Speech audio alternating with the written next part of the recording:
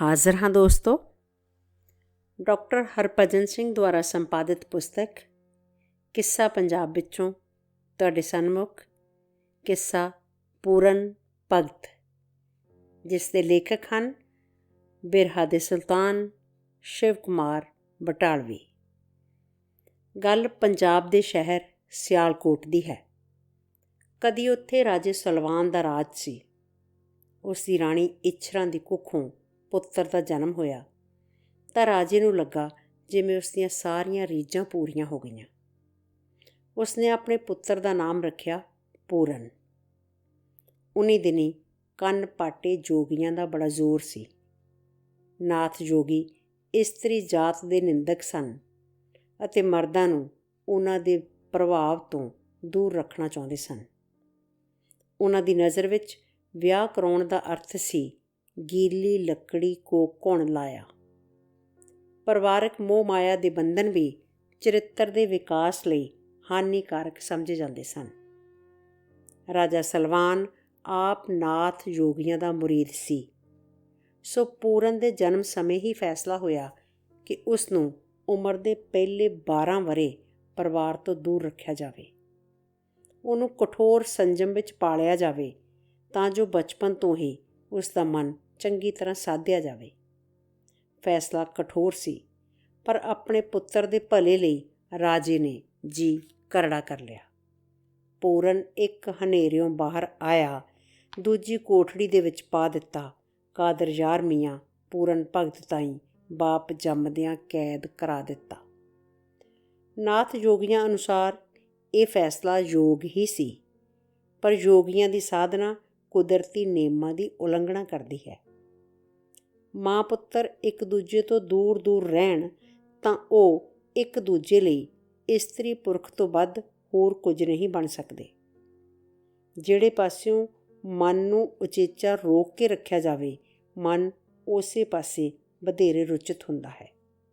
ਸਲਵਾਨ ਨੇ ਆਪਣੇ ਪੁੱਤਰ ਨੂੰ ਤਾਂ ਆਪਣੀ ਮਾਂ ਤੋਂ ਦੂਰ ਕਰ ਦਿੱਤਾ, ਪਰ ਆਪਣੇ ਲਈ ਇੱਕ ਹੋਰ ਇਸਤਰੀ ਵਿਆਹ ਕੇ ਲੈ ਆਇਆ। ਆਪ ਰਾਜਾ ਢਲਦੀ ਉਮਰ ਵਿੱਚ ਸੀ ਤੇ ਨਵੀਂ ਵਿਆਹੁੰਦੜ ਚੜ੍ਹਦੀ ਜਵਾਨੀ ਵਿੱਚ ਸੀ। ਕੁਦਰਤੀ ਤੌਰ 'ਤੇ ਰਾਜਾ ਆਪਣੀ ਨਵੀਂ ਵਹੁਟੀ ਦੀ ਅਧੀਨਗੀ ਵਿੱਚ ਰਹਿੰਦਾ ਸੀ।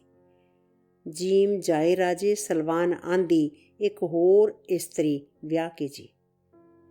ਪੂਰਨ ਭੋਰੇ ਵਿੱਚ ਪਲਦਾ ਰਿਹਾ ਤੇ ਸਲਵਾਨ ਨਵੀਂ ਔਰਤ ਨਾਲ ਰੰਗ ਰਲੀਆਂ ਵਿੱਚ ਰੁੱਝਾ ਰਿਹਾ।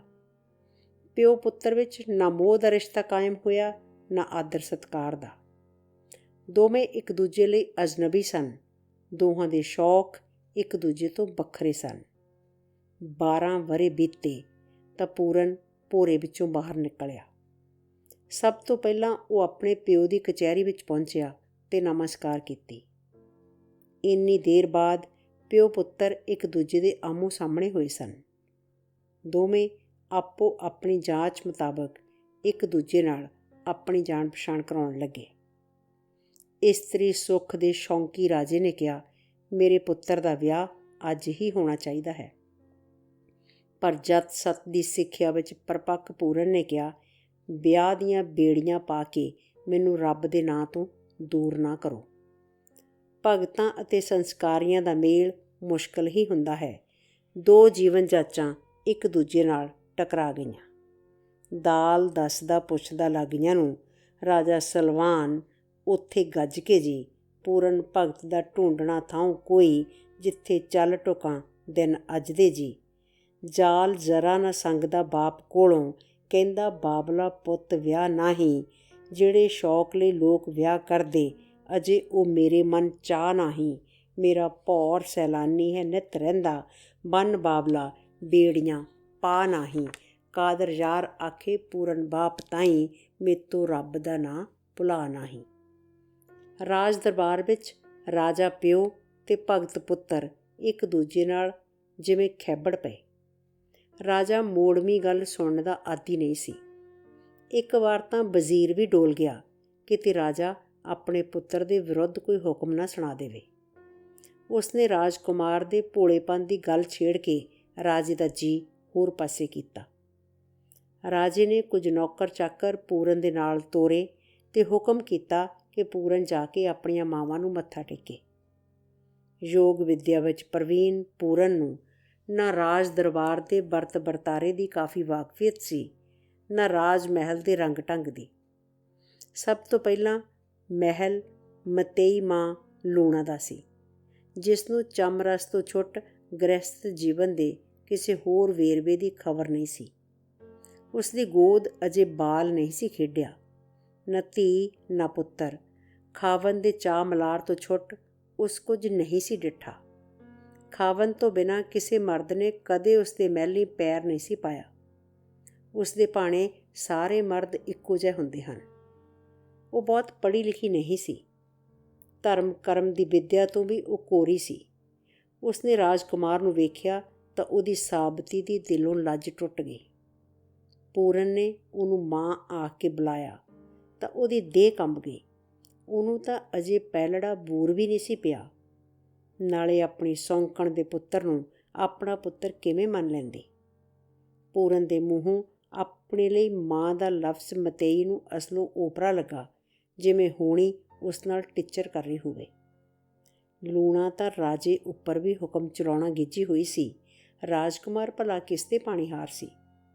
ਉਸਨੇ ਠੇਠ ਕਿਸਮ ਦੀ ਬੋਲੀ ਦੀ ਗੱਲ ਕੀਤੀ, ਜੋ ਇਹ ਜ਼ਾਰਾ ਆਖਦੀ ਸ਼ਰਮ ਕੇ ਹੀ ਮਾਈ ਮਾਈ ਨਾ ਰਾਜਿਆ ਆਖ ਮੈਨੂੰ, ਕੁੱਖੋਂ ਰੱਖ ਨਾ ਜੰਮਿਓ ਜਾਇਓ ਵੇ, ਮਾਈ ਆਖਦਾ ਏ ਕਿਹੜੇ ਸਾਕ ਮੈਨੂੰ।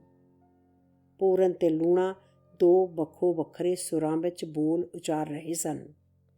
ਇੱਕ ਦੇ ਲਈ ਜ਼ਿੰਦਗੀ ਦਾ ਆਦ ਤੇ ਅੰਤ ਭੋਗ ਸੀ ਤੇ ਦੂਜੇ ਲਈ ਜੀਵਨ ਦਾ ਇੱਕੋ ਇੱਕ ਮਨੋਰਥ ਸੀ, ਯੋਗ। ਦੋਵੇਂ ਇੱਕ ਦੂਜੇ ਦੇ ਸੱਚ ਨੂੰ ਸਮਝਣ ਤੋਂ ਅਸਮਰੱਥ ਸਨ। ਅਸਲ ਵਿੱਚ ਰਾਜ ਘਰਾਣੇ ਦੀ ਰਹਿਣੀ ਬਹਿਣੀ ਨੇ ਪੂਰਨ ਤੇ ਲੂਣਾ ਦੋਹਾਂ ਨੂੰ ਹੀ ਜ਼ਿੰਦਗੀ ਤੋਂ ਵਿਛੋੜ ਸੁੱਟਿਆ ਸੀ। ਜ਼ਿੰਦਗੀ ਤੋਂ ਟੁੱਟੇ ਹੋਏ ਦੋ ਜਣੇ ਇੱਕ ਦੂਜੇ ਨਾਲ ਅਜਨਬੀਆਂ ਵਾਲਾ ਵਿਹਾਰ ਕਰ ਰਹੇ ਸਨ। ਪੂਰਨ ਨੇ ਆਖਿਆ, ਜਿਸ ਦੀ ਇਸਤਰੀ ਤੂੰ ਉਹ ਹੈ ਬਾਪ ਮੇਰਾ, ਤੇਰੇ ਸ਼ਿਕਮ ਹੀ ਜੰਮਿਆ ਜਾਣ ਮਾਏ। ਲੂਣਾ ਨੇ ਇਹ ਸੁਣਿਆ ਤਾਂ ਜਿਵੇਂ ਉਸਦੇ ਲੂੰ ਵਿੱਚ ਜ਼ਹਿਰ ਫੈਲ ਗਿਆ। ਉਹਨੂੰ ਪੂਰਨ ਜ਼ਹਿਰ ਵਰਗਾ ਲੱਗਦਾ ਸੀ ਤੇ ਪਿਆਰਾ ਵੀ। ਉਹ ਪੂਰਨ ਨੂੰ ਭੋਗਣਾ ਚਾਹੁੰਦੀ ਸੀ ਤੇ ਜੇ ਮੌਕਾ ਨਾ ਮਿਲੇ ਤਾਂ ਉਸਨੂੰ ਜ਼ਿੰਦਗੀ ਵਿੱਚੋਂ ਹੀ ਖਾਰਜ ਕਰ ਦੇਣ 'ਤੇ ਤੁਲੀ ਹੋਈ ਸੀ। ਉਸਨੇ ਇੱਕੋ ਸਾਹੇ ਆਪਣੇ ਪਿਆਰ ਤੇ ਨਫ਼ਰਤ ਦਾ ਪ੍ਰਗਟਾਵਾ ਕਰਦੇ ਹੋਏ ਕਿਹਾ, ਕਾਫ ਕਤਲ ਕਰਾਉਂਗੀ ਪੂਰਨਾ ਵੇ, ਆਖੇ ਲੱਗ ਜਾ ਜੇ ਭਲਾ ਚਾਹੁੰਨਾ ਏ, ਝੋਲੀ ਅੱਡ ਕੇ ਖੜੀ ਮੈਂ ਪਾਸ ਤੇਰੇ, ਹੈਂ ਸਿਆਰਿਆ ਖੈਰ ਨਾ ਪਾਉਣਾ ਵੇ। ਲੂਣਾ ਨੇ ਗੱਲ ਦੋ ਟੁੱਕ ਮੁਕਾ ਦਿੱਤੀ। ਪੂਰਨ ਨੂੰ ਜਾਨ ਲੋੜੀਂਦੀ ਹੈ ਤਾਂ ਜਿਸਮ ਦੇ ਰਾਹ ਚੱਲੇ, ਨਹੀਂ ਤਾਂ ਜਿਸਮ ਤੋਂ ਵਾਂਝਿਆ ਜਾਵੇ। ਪਰ ਪੂਰਨ ਜਿਸਮ ਨਾਲ ਨਹੀਂ, ਧਰਮ ਨਾਲ ਜਿਉਣਾ ਚਾਹੁੰਦਾ ਸੀ। ਉਹ ਧਰਮ ਰੱਖ ਕੇ ਜਿਉਣਾ ਚਾਹੁੰਦਾ ਸੀ, ਧਰਮ ਗਵਾ ਕੇ ਨਹੀਂ। ਅੱਖੀਂ ਪਰਤ ਕੇ ਨਜ਼ਰ ਨਾ ਮੂਲ ਕਰ ਸਾਂ, ਐਪਰ ਸੂਲੀ ਤੇ ਚੜ੍ਹਨ ਕਬੂਲ ਕਰ ਸਾਂ, ਕੰਨੀ ਖਿੱਚ ਕੇ ਅੰਦਰੋਂ ਬਾਹਰ ਆਇਆ, ਆਖੇ ਧਰਮ ਗਵਾਏ ਕੇ ਨਾ ਮਰ ਸਾਂ। ਜਿਸ ਕਿਸੇ ਵੀ ਸਭ ਤੋਂ ਪਹਿਲਾਂ ਧਰਮ ਦਾ ਸੰਬੰਧ ਮੌਤ ਨਾਲ ਜੋੜਿਆ ਸੀ, ਉਹ ਨਿਸ਼ਚੇ ਹੀ ਦੀਰਘ ਦ੍ਰਿਸ਼ਟੀ ਵਾਲਾ ਬੰਦਾ ਹੋਵੇਗਾ। ਧਰਮ ਦੇ ਰਸਤੇ ਵਿੱਚ ਜੇ ਮੌਤ ਨਾ ਆਵੇ ਤਾਂ ਸਮਝੋ ਧਰਮ ਦੰਭੀ ਹੈ। ਪੂਰਨ ਜਿਸ ਮਹੱਲੋਂ ਕੰਨੀ ਖਿੱਚ ਕੇ ਬਾਹਰ ਚਲਾ ਆਇਆ ਸੀ, ਉਸ ਥਾਵੇਂ ਹੀ ਉਸ ਦੀ ਮੌਤ ਦਾ ਹੁਕਮ ਕੀਤਾ ਗਿਆ। ਲੂਣਾ ਨੂੰ ਪਿੱਠ ਦੇ ਕੇ ਪੂਰਨ ਐਸ਼ ਮਹੱਲ ਵਿੱਚੋਂ ਪਰਤ ਆਇਆ ਤਾਂ ਰਾਜੇ ਦੀ ਚਹੇਤੀ ਨੇ ਆਪਣਾ ਹਾਰ ਸ਼ਿੰਗਾਰ ਲਾ ਕੇ ਪਰਾਂ ਸੁੱਟ ਦਿੱਤਾ। ਮੈਲੇ ਕੱਪੜੇ ਪਾ ਲਏ ਤੇ ਮੀਂਡੀਆਂ ਆਪਣੀਆਂ ਉਸਨੇ ਖੋਲ੍ਹ ਦਿੱਤੀਆਂ। ਰਾਤ ਪਿਆਂ ਸ਼ੌਂਕੀ ਰਾਜਾ ਐਸ਼ ਮਹੱਲ ਵੱਲ ਆਇਆ ਤਾਂ ਮਹੱਲ ਦਾ ਓਪਰਾ ਜਿਹਾ ਰੰਗ ਢੰਗ ਵੇਖ ਕੇ ਹੈਰਾਨ ਰਹਿ ਗਿਆ। ਸ਼ਮਾਦਾਨ ਅਣਜਗੇ ਪਏ ਸਨ ਤੇ ਲੂਣਾ ਹਨੇਰੇ ਕਮਰੇ ਵਿੱਚ ਅਲਾਣੀ ਮੰਜੀ 'ਤੇ ਪਈ ਸੀ। ਉਸ ਦੇ ਗਹਿਣੇ ਕੱਪੜੇ ਉਗੜ ਦੁਗੜੇ ਪਏ ਸਨ। ਰਾਜੇ ਨੇ ਰਾਣੀ ਦੀ ਸੁੱਖ ਸਾਂਦ ਪੁੱਛੀ ਤਾਂ ਉਹ ਫੁੱਟ ਰੋ ਪਈ। ਉਸਨੇ ਰਾਜੇ ਨੂੰ ਆਪਣੀਆਂ ਟੁੱਟੀਆਂ ਵੰਗਾਂ ਤੇ ਪਾਟੀ ਚੁੰਨੀ ਵਿਖਾਈ ਤੇ ਪੂਰਨ ਦਾ ਨਾਂ ਲੈ ਲੈ ਕੇ ਕੁਝ ਕਹਿਣ ਹੀ ਲੱਗੀ ਸੀ ਕਿ ਰਾਜਾ ਗੁੱਸੇ ਨਾਲ ਕੰਬ ਉੱਠਿਆ। ਰਾਜ ਦਰਬਾਰ ਵਿੱਚ ਵੀ ਰਾਜੇ ਨੂੰ ਆਪਣੇ ਪੁੱਤਰ ਦੀ ਬੇਬਾਕ ਗੱਲਬਾਤ ਚੰਗੀ ਨਹੀਂ ਸੀ ਲੱਗੀ। ਰਾਜ ਮਹੱਲ ਵਿੱਚ ਹੀ ਨਹੀਂ, ਰਾਜੇ ਦੇ ਮਨ ਵਿੱਚ ਵੀ ਹਨੇਰਾ ਹੋ ਗਿਆ। ਉਸਨੂੰ ਅੰਦਰ ਬਾਹਰ ਕਿਤੇ ਚਾਨਣ ਵਿਖਾਈ ਨਹੀਂ ਸੀ ਦਿੰਦਾ। ਉਸਨੇ ਫੌਰਨ ਜਲਾਦਾਂ ਨੂੰ ਸੱਦ ਬੁਲਾਇਆ ਅਤੇ ਹਨੇਰੇ ਐਸ਼ ਮਹੱਲ ਵਿੱਚ ਬੈਠੇ ਬੈਠੇ ਹੀ ਆਪਣੇ ਪੁੱਤਰ ਦੀ ਮੌਤ ਦਾ ਹੁਕਮ ਸੁਣਾ ਦਿੱਤਾ। ਐਸ਼ ਪ੍ਰਸਤੀ ਤੇ ਸੰਗ ਦਿਲੀ ਦਾ ਚੋੜੀ ਦਾਮਨ ਦਾ ਸਾਥ ਹੈ। ਰਾਜੇ ਨੇ ਜਿਵੇਂ ਪੁੱਤਰ ਨੂੰ ਕਤਲ ਕਰਵਾ ਕੇ ਆਪਣੀ ਐਸ਼ ਦੇ ਸਾਧਨ ਨੂੰ ਖੁਸ਼ ਰੱਖਣਾ ਚਾਹਿਆ। ਸਵੇਰੇ ਲਹੂ ਲੁਹਾਨ ਸੂਰਜ ਉਦੇ ਹੋਇਆ। ਸੂਰਜ ਨੂੰ ਅਰਗ ਚੜਾਉਣ ਵੇਲੇ ਰਾਜ ਬ੍ਰਾਹਮਣ ਦਾ ਹੱਥ ਵੀ ਡੋਲ ਗਿਆ। ਬਾਜ਼ਾਰ ਵਿੱਚ ਦੁਕਾਨਾਂ ਨਾ ਖੁੱਲ੍ਹੀਆਂ, ਲੋਕਾਂ ਆਪਣੇ ਬੂਹੇ ਬਾਰੀਆਂ ਬੰਦ ਰੱਖੇ। ਪੂਰਨ ਸੁੰਨੇ ਗਲੀ ਬਾਜ਼ਾਰਾਂ ਵਿੱਚੋਂ ਲੰਘਦਾ ਮੌਤ ਵੱਲ ਤੁਰਿਆ ਜਾ ਰਿਹਾ ਸੀ। ਅੱਗੇ ਅੱਗੇ ਖਾਮੋਸ਼ ਅਡੋਲ ਪੂਰਨ, ਪਿੱਛੇ ਪਿੱਛੇ ਸਹਿਮੇ ਸੁੰਗੜੇ ਹੋਏ ਜਲਾਦ ਤੇ ਉਹਨਾਂ ਦੇ ਪਿੱਛੇ ਨੰਗੇ ਪੈਰ ਨੰਗੇ ਸਿਰ ਕੀਰਨੇ ਪਾਉਂਦੀ ਮਾਂ ਇਛਰਾਂ। ਸਾਰੇ ਸ਼ਹਿਰ ਵਿੱਚ ਕੋਈ ਹਾਅ ਦਾ ਨਾਅਰਾ ਮਾਰਨ ਵਾਲਾ ਨਹੀਂ। ਰਾਜਤੰਤਰ ਹਰ ਕਿਸੇ ਨੂੰ ਭੋਰੇ ਪਾਈ ਰੱਖਦਾ ਹੈ। ਰਾਜੇ ਦਾ ਹੁਕਮ ਸੀ ਕਿ ਪੂਰਨ ਨੂੰ ਤਸੀਹੇ ਦੇ ਕੇ ਮਾਰਿਆ ਜਾਵੇ, ਉਸ ਦੇ ਹੱਥ ਵੱਢ ਦਿੱਤੇ ਜਾਣ ਤੇ ਉਸ ਨੂੰ ਖੂਹ ਵਿੱਚ ਲਟਕਾ ਦਿੱਤਾ ਜਾਵੇ। ਇੱਕ ਤਾਂ ਜੋ ਕੋਈ ਉਸ ਨੂੰ ਵੇਖੇ ਉਸ ਨੂੰ ਵੀ ਪਤਾ ਹੋਵੇ ਤੇ ਦੂਜਾ ਮਰਨ ਵਾਲਾ ਵੀ ਸਿਸਕ ਸਿਸਕ ਕੇ ਮਰੇ। ਰਾਜੇ ਸਿਰਫ ਸਜ਼ਾਵਾਂ ਹੀ ਨਹੀਂ ਦਿੰਦੇ, ਸਜ਼ਾ ਦਾ ਸਵਾਦ ਵੀ ਲੈਂਦੇ ਸਨ। ਤਸੀਹਾ ਜਿੰਨਾ ਕਰੜਾ, ਰਾਜਿਆਂ ਨੂੰ ਓਨਾ ਵੱਧ ਸਵਾਦ। ਜਲਾਦਾਂ ਨੇ ਰਾਜੇ ਨੂੰ ਆ ਕੇ ਦੱਸਿਆ ਕਿ ਅਸਾਂ ਤੇਰਾ ਹੁਕਮ ਹਰਫ ਬਾ ਹਰਫ ਤੋੜ ਚਾੜ ਦਿੱਤਾ ਹੈ। ਪੂਰਨ ਦੇ ਹੱਥ ਵੱਢ ਦਿੱਤੇ ਹਨ ਤੇ ਉਸ ਨੂੰ ਕਿਸੇ ਵੀਰਾਨ ਖੂਹ ਵਿੱਚ ਲਟਕਾ ਦਿੱਤਾ ਹੈ। ਪਰ ਸਾਰਾ ਸ਼ਹਿਰ ਤਰਾਸ ਤਰਾਸ ਕਰ ਉੱਠਿਆ। ਕੋਈ ਜਣਾ ਪੂਰਨ ਦੀ ਜਾਨ ਬਚਾ ਨਹੀਂ ਸੀ ਸਕਦਾ। ਸ਼ਾਇਦ ਇਸੇ ਲਈ ਕੋਈ ਜਣਾ ਉਸ ਨੂੰ ਸਹਿਕਦੇ ਨੂੰ ਵੇਖਣ ਵੀ ਨਾ ਗਿਆ। ਪੂਰਨ ਦੀ ਤਕਦੀਰ, ਪਹਿਲਾਂ ਮਾਂ ਦਾ ਗਰਭ, ਫਿਰ ਪਿਓ ਦਾ ਬਖਸ਼ਿਆ ਭੋਰਾ ਤੇ ਹੁਣ ਮਤੇਈ ਦੀ ਕਿਰਪਾ ਦਾ ਫਲ ਖੂਹ। ਇੱਕ ਹਨੇਰੇ ਤੋਂ ਬਾਅਦ ਦੂਜਾ ਹਨੇਰਾ ਤੇ ਫਿਰ ਤੀਜਾ ਹਨੇਰਾ। ਤਸੀਹੇ ਦੀ ਅੱਗ ਨੇ ਉਸ ਦੇ ਅੰਦਰ ਦੀ ਜੋਤ ਹੋਰ ਤਿੱਖੀ ਕਰ ਦਿੱਤੀ। ਕੁਝ ਚਿਰ ਪਾ ਕੇ ਉਸੇ ਖੂਹ 'ਤੇ ਨਾਥ ਜੋਗੀਆਂ ਦਾ ਡੇਰਾ ਆਣ ਲੱਥਾ। ਵਰ੍ਹਿਆਂ ਦੇ ਅਣਵਰਤੇ ਬੜਕ ਮਾਰਦੇ ਪਾਣੀ ਵਿੱਚ ਡੋਲ ਸੁੱਟਿਆ ਗਿਆ ਤਾਂ ਖੂਹ ਬੰਦੇ ਵਾਂਗ ਬੋਲਦਾ ਪ੍ਰਤੀਤ ਹੋਇਆ। ਸ਼ੁਕਰ ਹੈ ਇੰਨੇ ਚਿਰ ਬਾਅਦ ਕਿਸੇ ਨੇ ਮੇਰੀ ਖਬਰ ਸੁਰਤ ਲਈ ਹੈ। ਪਹਿਲਾਂ ਤਾਂ ਜੋਗੀ ਡਰ ਗਏ। ਲੱਗਾ ਜਿਵੇਂ ਇਹ ਖੂਹ ਨਹੀਂ, ਭੂਤਾਂ ਦਾ ਡੇਰਾ ਹੈ। ਪਰ ਡੇਰੇ ਦੇ ਮੁਖੀ ਗੁਰੂ ਗੋਰਖਨਾਥ ਨੇ ਨੀਝ ਲਾ ਕੇ ਵੇਖਿਆ, ਅੰਦਰ ਕੋਈ ਪ੍ਰੇਤ ਨਹੀਂ, ਬੰਦਾ ਲਟਕ ਰਿਹਾ ਹੈ। ਗੁਰੂ ਦੇ ਹੁਕਮ ਨਾਲ ਜੋਗੀਆਂ ਨੇ ਲਟਕਦੇ ਬੰਦੇ ਨੂੰ ਬਾਹਰ ਕੱਢਿਆ। ਕਹਿੰਦੇ ਨੇ ਉਸ ਦੇ ਹੱਥ 9x9 ਸਨ। ਕੀ ਗੁਰੂ ਦੀ ਕਿਰਪਾ ਨਾਲ ਹੱਥ ਮੁੜ ਕੇ ਉੱਗ ਆਏ, ਜਾਂ ਜਲਾਦਾਂ ਨੇ ਹੀ ਰਾਜੇ ਦਾ ਹੁਕਮ ਅੱਧ ਪਚੱਧਾ ਪਾਲਿਆ ਸੀ? ਪੂਰਨ ਦੇ ਭਾਣੇ ਤਾਂ ਹੱਥ ਹੀ ਨਹੀਂ, ਉਸ ਦੇ ਸਾਰੇ ਅੰਗ ਹੀ ਨਕਾਰਾ ਹੋ ਚੁੱਕੇ ਸਨ। ਉਸ ਨੂੰ ਆਪਣਾ ਸਰੀਰ ਅਣਵਰਤੇ ਬੜਕ ਮਾਰਦੇ ਪਾਣੀ ਵਾਂਗ ਬੁੱਸਿਆ ਬੁੱਸਿਆ ਪ੍ਰਤੀਤ ਹੁੰਦਾ ਸੀ। ਉਸਨੇ ਆਪਣੀ ਦੇਹ ਨੂੰ ਕਦੇ ਕਿਸੇ ਕੰਮ ਵਿੱਚ ਵਰਤਿਆ ਨਹੀਂ ਸੀ। ਖੂਹ ਵਿੱਚੋਂ ਬਾਹਰ ਨਿਕਲ ਕੇ ਪੂਰਨ ਗੁਰੂ ਗੋਰਖਨਾਥ ਦੇ ਚਰਨੀ ਟਹਿ ਪਿਆ ਤੇ ਉਸ ਪਾਸੋਂ ਦੀਖਿਆ ਉਸਨੇ ਮੰਗੀ। ਬੜੀ ਮੁਸ਼ਕਲ ਨਾਲ ਗੁਰੂ ਦੀਖਿਆ ਦਿੰਦੇ ਸਨ। ਪਹਿਲੋਂ ਚੇਲੇ ਦੀ ਪ੍ਰੀਖਿਆ ਜ਼ਰੂਰੀ ਸੀ, ਪਰ ਪੂਰਨ ਤਾਂ ਬੜੀ ਕਰੜੀ ਪ੍ਰੀਖਿਆ ਦੇ ਚੁੱਕਾ ਸੀ। ਉਸਦੇ ਭਾਣੇ ਮਾਂ ਬਾਪ ਤੇ ਦੁਨੀਆ ਦੇ ਮੋਹ ਪਿਆਰ ਸਭ ਮਰ ਮੁੱਕ ਚੁੱਕੇ ਸਨ। ਗੁਰੂ ਨੇ ਉਸ ਨੂੰ ਦੀਖਿਆ ਦੇ ਦਿੱਤੀ। ਪੂਰਨ ਦੇ ਕੰਨ ਪਾੜ ਕੇ ਮੁੰਦਰਾਂ ਪਾ ਦਿੱਤੀਆਂ। ਪਰ ਇੱਕ ਇਮਤਿਹਾਨ ਅਜੇ ਬਾਕੀ ਸੀ। ਪੂਰਨ ਕਾਮਨੀ ਇਸਤਰੀ ਦੇ ਚਲਿੱਤਰ ਵਿੱਚੋਂ ਬਚ ਨਿਕਲਿਆ ਸੀ, ਪਰ ਪ੍ਰੇਮਣੀ ਇਸਤਰੀ ਦੇ ਪਿਆਰ ਜਾਲ ਵਿੱਚੋਂ ਬਚ ਨਿਕਲਣਾ ਅਜੇ ਬਾਕੀ ਸੀ। ਅਗਲੇ ਦਿਨ ਪੂਰਨ ਗਲ ਵਿੱਚ ਬਗਲੀ ਪਾ ਕੇ ਨਾਲ ਦੇ ਸ਼ਹਿਰ ਵਿੱਚ ਪਿੱਛੇ ਵੱਲ ਗਿਆ। ਇੱਕ ਪਾਸੇ ਉਹਦੇ ਪਿਤਾ ਦਾ ਸ਼ਹਿਰ ਸੀ, ਜਿਸ ਪਾਸੇ ਜਾਣ ਦੇ ਸਾਰੇ ਰਾਹ ਪੂਰਨ ਲਈ ਬੰਦ ਸਨ। ਦੂਜੇ ਪਾਸੇ ਰਾਣੀ ਸੁੰਦਰਾਂ ਦੀ ਰਾਜਧਾਨੀ ਸੀ, ਜਿੱਥੇ ਰਾਜ-ਕਾਜ ਦਾ ਸਾਰਾ ਕੰਮ ਇਸਤਰੀਆਂ ਦੇ ਹੱਥ ਸੀ। ਪੂਰਨ ਪਹਿਲਾਂ ਹੀ ਇਸਤਰੀ ਦਾ ਡੰਗਿਆ ਹੋਇਆ ਸੀ, ਪਰ ਪਿੱਛਿਆ ਤਾਂ ਮੰਗ ਕੇ ਲਿਆਉਣੀ ਹੀ ਪੈਣੀ ਸੀ। ਉਸਨੇ ਪਿਤਾ ਦੇ ਸ਼ਹਿਰ ਜਾਣ ਨਾਲੋਂ ਕਿਸੇ ਅਜਨਬੀ ਇਸਤਰੀ ਦੇ ਸ਼ਹਿਰ ਜਾਣਾ ਪਸੰਦ ਕੀਤਾ। ਇਸਤਰੀ ਯੋਗੀ ਦੀ ਪ੍ਰੀਖਿਆ ਹੈ।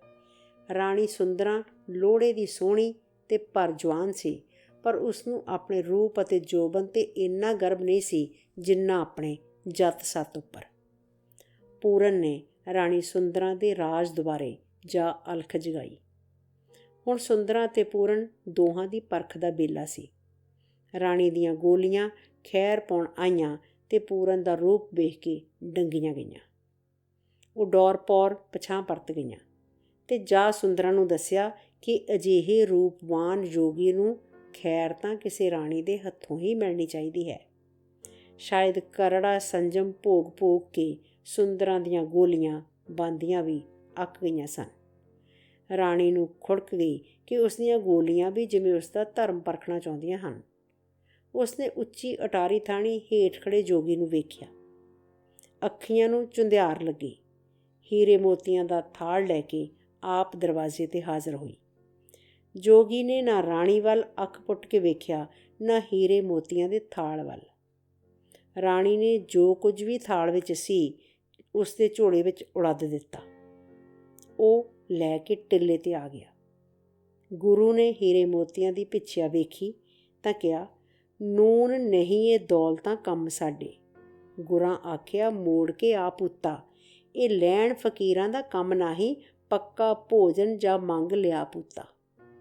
ਪੂਰਨ ਪਹਿਲੀ ਪ੍ਰੀਖਿਆ ਵਿੱਚੋਂ ਪਾਸ ਹੋ ਗਿਆ। ਗੁਰੂ ਨੇ ਉਸਨੂੰ ਦੂਜੀ ਵਾਰ ਉਸੇ ਪ੍ਰੀਖਿਆ ਵਿੱਚ ਪਾ ਦਿੱਤਾ। ਜਦੋਂ ਪੂਰਨ ਨੇ ਇੱਕੋ ਦਿਨ ਵਿੱਚ ਦੂਜੀ ਵਾਰ ਆਣ ਅਲਖ ਜਗਾਈ ਤਾਂ ਸੁੰਦਰਾਂ ਨੂੰ ਜਾਪਿਆ ਜਿਵੇਂ ਉਸਦੇ ਹੁਸਨ ਅਤੇ ਮਾਲ ਦਾ ਤੀਰ ਨਿਸ਼ਾਨੇ 'ਤੇ ਬੈਠਾ ਹੈ। ਹੁਣ ਉਹ ਪੂਰੀ ਜਿੱਤ ਚਾਹੁੰਦੀ ਸੀ। ਪੂਰਨ ਨੇ ਪੱਕੇ ਭੋਜਨ ਦੀ ਮੰਗ ਕੀਤੀ ਤਾਂ ਰਾਣੀ ਨੇ ਬੰਨ ਸੁਵੰਨੇ ਪਕਵਾਨ ਤਿਆਰ ਕਰਵਾਏ ਅਤੇ ਗੋਲੀਆਂ ਦੇ ਸਿਰ ਚੁਕਵਾ ਕੇ ਪੂਰਨ ਦੇ ਨਾਲ ਹੋ ਤੁਰੀ ਕਿ ਮੈਂ ਵੀ ਤੇਰੇ ਗੁਰੂ ਨੂੰ ਮੱਥਾ ਟੇਕਾਵਾਂ। ਸਾਰਾ ਰਾਹ ਸੁੰਦਰਾਂ ਦੀ ਨਜ਼ਰ ਪੂਰਨ ਦੇ ਜੋਬਨ ਉੱਤੇ ਸੀ, ਪਰ ਪੂਰਨ ਤਾਂ ਤੁਰਦਾ ਡੋਲਦਾ ਵੀ ਅਚਲ ਸਮਾਧੀ ਵਿੱਚ ਲੀਨ ਸੀ। ਟਿੱਲੇ 'ਤੇ ਪਹੁੰਚ ਕੇ ਸੁੰਦਰਾਂ ਨੇ ਸਾਰੇ ਜੋਗੀਆਂ ਨੂੰ ਭੋਜਨ ਕਰਾਇਆ। ਅਲਪ ਆਹਾਰ ਅਤੇ ਕਰੜੀ ਘਾਲਣਾ ਦੇ ਮਾਰੇ ਹੋਏ ਜੋਗੀਆਂ ਨੇ ਕਈ ਵਰ੍ਹਿਆਂ ਬਾਅਦ ਇੰਨਾ ਸੁਆਦੀ ਭੋਜਨ ਕੀਤਾ ਅਤੇ ਉਹ ਵੀ ਰੱਜ ਕੇ।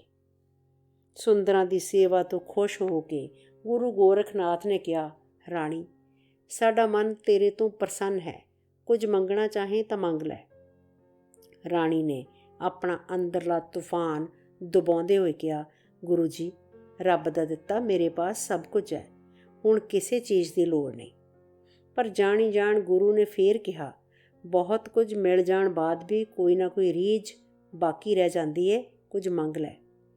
ਐਤਕੀ ਆਪਣੇ ਮਨ ਦੀ ਲੋਚ ਨੂੰ ਦਬਾਉਣਾ ਰਾਣੀ ਲਈ ਮੁਸ਼ਕਲ ਸੀ, ਪਰ ਰਾਣੀ ਨੇ ਆਪਣੀਆਂ ਗੋਲੀਆਂ ਬੰਦੀਆਂ ਸਾਹਮਣੇ ਆਪਣੇ ਸੰਜਮ ਦਾ ਭਰਮ ਬਣਾਈ ਰੱਖਿਆ ਅਤੇ ਕਿਹਾ, ਮਹਾਰਾਜ, ਤੁਸੀਂ ਘੱਟ ਘੱਟ ਦੀਆਂ ਜਾਣਨਹਾਰ ਹੋ, ਆਪ ਦੀ ਕਿਰਪਾ ਹੈ। ਕੁਝ ਚਿਰ ਬਾਅਦ ਗੋਲੀਆਂ ਇੱਧਰ ਉੱਧਰ ਖਿੱਲਰ ਗਈਆਂ। ਗੁਰੂ ਗੋਰਖਨਾਥ ਨੇ ਕਿਹਾ, ਔਸਰ ਬਿਹਾ ਜਾਣ 'ਤੇ ਕੁਝ ਹੱਥ ਨਹੀਂ ਆਵੇਗਾ। ਸਾਡਾ ਤੀਸਰੀ ਵਾਰ ਦਾ ਵਚਨ ਹੈ, ਕੁਝ ਮੰਗਣਾ ਹੈ ਤਾਂ ਮੰਗ ਲੈ। ਸੁੰਦਰਾਂ ਦਾ ਕੜ ਪਾਟ ਗਿਆ। ਉਹ ਮੂੰਹੋਂ ਕੁਝ ਬੋਲ ਨਾ ਸਕੀ। ਉਸਨੇ ਆਪਣੀ ਨਜ਼ਰ ਨਾਲ ਹੀ ਆਪਣੀ ਲੋਚ ਜ਼ਾਹਿਰ ਕਰ ਦਿੱਤੀ। ਰਾਣੀ ਸੁੰਦਰਾਂ ਉੱਠ ਕੇ ਨਜ਼ਰ ਕੀਤੀ, ਪੂਰਨ ਭਗਤ ਹੈ ਅੰਮ੍ਰਿਤ ਫਲ ਮੇਰਾ। ਗੁਰੂ ਗੋਰਖਨਾਥ ਨੇ ਪੂਰਨ ਨੂੰ ਹੁਕਮ ਦੇ ਕੇ ਸੁੰਦਰਾਂ ਦੇ ਨਾਲ ਤੋਰ ਦਿੱਤਾ। ਅੱਗ ਦੀ ਲਾਟ ਸੁੰਦਰਾਂ ਅਤੇ ਪਰਛਾਵੇਂ ਵਰਗਾ ਪੂਰਨ ਦੋਵੇਂ ਨਾਲ ਨਾਲ ਤੁਰੇ ਜਾ ਰਹੇ ਸਨ। ਅੱਗ ਪਾਣੀ ਦਾ ਮੇਲ, ਦੋਹਾਂ ਦੀ ਪ੍ਰੀਖਿਆ ਦਾ ਵੇਲਾ ਸੀ। ਪੂਰਨ ਜਾਣ ਗਿਆ ਸੀ ਕਿ ਗੁਰੂ ਨੇ ਇੱਕ ਵਾਰ ਫੇਰ ਮੈਨੂੰ ਅੱਗ ਵਿੱਚ ਸੁੱਟ ਦਿੱਤਾ ਹੈ, ਜਾਂ ਮੈਂ ਕੁੰਦਨ ਬਣਾਂਗਾ ਜਾਂ ਮਠੂਰ। ਰਾਣੀ ਨੇ ਮਹਿਲੀਂ ਪਹੁੰਚਦਿਆਂ ਹੀ ਪੂਰਨ ਨੂੰ ਸਿੰਘਾਸਨ 'ਤੇ ਉਠਾ ਦਿੱਤਾ। ਪੂਰਨ ਨੂੰ ਲੱਗਾ ਜਿਵੇਂ ਕਿਸੇ ਸੂੜਾਂ ਦੀ ਸੇਜ 'ਤੇ ਬੈਠਾ ਹੋਵੇ। ਪੂਰਨ ਸਿੰਘਾਸਨ ਤੋਂ ਉੱਠ ਖਲੋਤਾ। ਹੁਣ ਰਾਣੀ ਨੇ ਉਸਨੂੰ ਸੇਜ 'ਤੇ ਬਿਠਾਇਆ, ਪਰ ਪੂਰਨ ਸੌਣ ਦੀ ਥਾਂ ਸਮਾਧੀ ਵਿੱਚ ਬੈਠ ਗਿਆ। ਸਾਰੀ ਰਾਤ ਉਹ ਇਕਾਗਰ ਲਾਟ ਵਾਂਗ ਜਗਦਾ ਰਿਹਾ। ਰਾਣੀ ਉਸਦੇ ਤਪੇ ਹੋਏ ਸਰੀਰ ਦੀ ਕਰਾਮਾਤ ਵੇਖਦੀ ਰਹੀ। ਸਵੇਰ ਹੋਈ ਤਾਂ ਪੂਰਨ ਦਿਸ਼ਾ ਕਰਨ ਲਈ ਮਹਿਲੋਂ ਨਿਕਲ ਗਿਆ।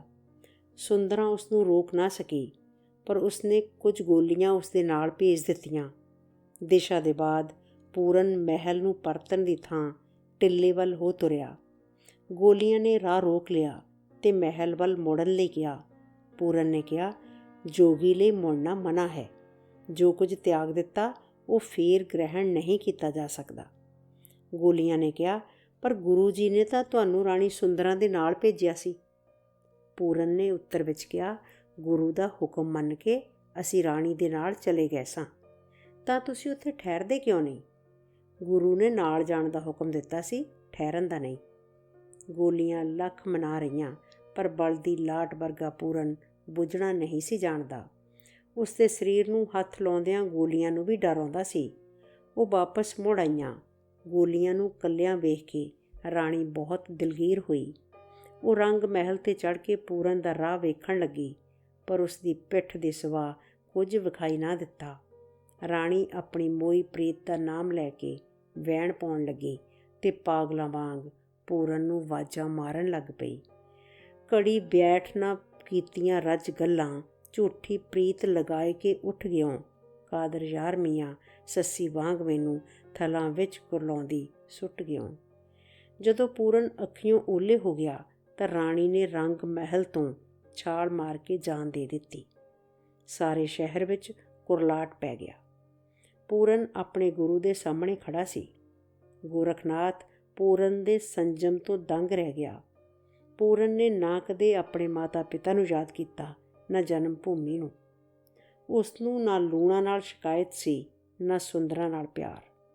ਉਹ ਤਾਂ ਅਸਲੋਂ ਬ੍ਰਹਮ ਗਿਆਨ ਦੀ ਅਵਸਥਾ ਵਿੱਚ ਸੀ, ਉਸਤਤ, ਨਿੰਦਿਆ, ਪਿਆਰ ਅਤੇ ਨਫ਼ਰਤ ਵੱਲੋਂ ਬੇਨਿਆਜ਼। ਗੁਰੂ ਗੋਰਖਨਾਥ ਨੇ ਸਮਝ ਲਿਆ ਕਿ ਉਹ ਹੋਰਨਾਂ ਨੂੰ ਦੀਖਿਆ ਦੇਣ ਦੇ ਕਾਬਲ ਹੋ ਗਿਆ ਹੈ। ਉਸਨੇ ਆਦੇਸ਼ ਦਿੱਤਾ ਕਿ ਜਾ ਅਤੇ ਯੋਗ ਦੀ ਸਿੱਖਿਆ ਸਰਬ ਸੰਸਾਰ ਨੂੰ ਦੇ, ਪਰ ਇਸ ਦਾ ਆਰੰਭ ਆਪਣੇ ਸ਼ਹਿਰ ਤੋਂ ਕਰ। ਇਸ ਸਿੱਖਿਆ ਦੀ ਸਭ ਤੋਂ ਵੱਧ ਲੋੜ ਤੇਰੇ ਪਿਤਾ ਅਤੇ ਧਰਮ ਮਾਤਾ ਨੂੰ ਹੈ। ਆਗਿਆ ਵਿੱਚ ਬੱਝਾ ਪੂਰਨ ਆਪਣੇ ਸ਼ਹਿਰ ਮੁੜ ਆਇਆ। ਸ਼ਹਿਰੋਂ ਜਾਣ ਅਤੇ ਸ਼ਹਿਰ ਵਾਪਸ ਮੁੜਨ ਦੇ ਵਿਚਕਾਰ 12 ਸਾਲਾਂ ਦੀ ਬਿੱਥ ਪੈ ਚੁੱਕੀ ਸੀ। ਸਲਵਾਨ ਦਾ ਤੇਜ਼ ਪ੍ਰਤਾਪ ਮੱਧਮ ਪੈਂਦਾ ਜਾ ਰਿਹਾ ਸੀ। ਲੂਣਾ ਨੂੰ ਵੀ ਆਪਣਾ ਜੋਬਨ ਢਲਦਾ ਪ੍ਰਤੀਤ ਹੁੰਦਾ ਸੀ ਅਤੇ ਉਸਦੀ ਗੋਦ ਅਜੇ ਵੀ ਖਾਲੀ ਸੀ। ਉਸ ਨੂੰ ਆਪਣੀ ਦੇਹ ਸਰਾਪੀ ਪ੍ਰਤੀਤ ਹੁੰਦੀ ਸੀ। ਇੱਛਰਾਂ ਰੋ ਰੋ ਕੇ ਅੰਨੀ ਹੋ ਚੁੱਕੀ ਸੀ। ਸ਼ਹਿਰ ਨੇ ਰਾਜੇ ਦੇ ਹੁਕਮ ਦੀ ਕਦੀ ਗੱਲ ਨਾ ਕੀਤੀ। ਇਉਂ ਲੱਗਦਾ ਸੀ ਜਿਵੇਂ ਉਸ ਦੇ ਹੁਕਮ ਨੂੰ ਲੋਕ ਪ੍ਰਵਾਨਗੀ ਨਹੀਂ ਮਿਲੀ। ਸ਼ਹਿਰ ਦਾ ਹਰ ਬੰਦਾ ਪਰਛਾਵਿਆਂ ਵਰਗਾ ਪ੍ਰਤੀਤ ਹੁੰਦਾ ਸੀ। ਪੂਰਨ ਦੇ ਜਨਮ ਸਮੇਂ ਹੀ ਰਾਜੇ ਨੇ ਇੱਕ ਯਾਦਗਾਰੀ ਬਾਗ ਲਗਵਾਇਆ ਸੀ, ਪਰ ਪੂਰਨ ਵੱਲੋਂ ਰਾਜੇ ਦਾ ਜੀ ਅਜਿਹਾ ਖੱਟਾ ਹੋਇਆ ਕਿ ਇਸ ਬਾਗ ਦੀ ਸਾਂਭ ਸੰਭਾਲ ਵੱਲ ਵੀ ਧਿਆਨ ਨਾ ਦਿੱਤਾ ਗਿਆ। ਪੂਰਨ ਨੇ ਮੁੜ ਇਸੇ ਉਜੜੇ ਬਾਗ ਵਿੱਚ ਆ ਡੇਰੇ ਲਾਏ, ਪਰ ਦੁਨੀਆ ਵਿੱਚ ਪੂਰੀ ਤਰ੍ਹਾਂ ਕਦੇ ਵੀ ਕੁਝ ਨਹੀਂ ਉਜੜਦਾ। ਇਹ ਸੀ ਲੋਕ ਨਾਇਕ ਪੂਰਨ ਭਗਤ ਦੀ ਕਹਾਣੀ ਸ਼ਿਵ ਕੁਮਾਰ ਬਟਾਲਵੀ ਦੀ ਕਲਮ ਤੋਂ।